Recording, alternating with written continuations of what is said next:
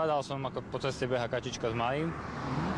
Zastal som a v kanáli som videl, že sa pohybujú ďalšie malé. 6 mláďat spadlo do hlbokého kanála krytého mrežou. Ich mama sa k ním nevedela dostať a pobehovala po rušnej ceste. Všimol si ju okolo idúci vodič, ktorý neváhal zavolať hasičov.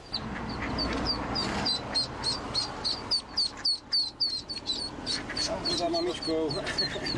Moje, aké si rýchle.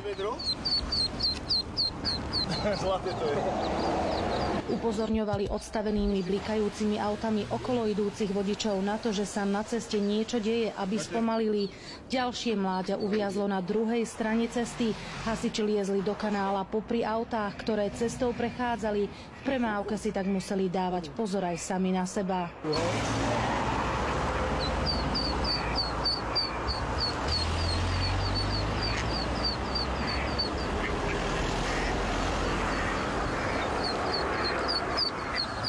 Behala určite aj s malým, zo 3-krát by ich tu už bolo zrazilo.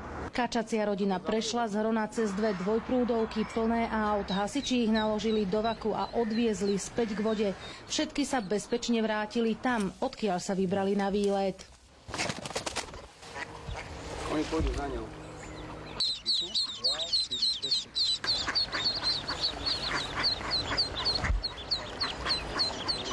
Z Banskej Bystrice Katarína Kováčiková, televízia JOJ.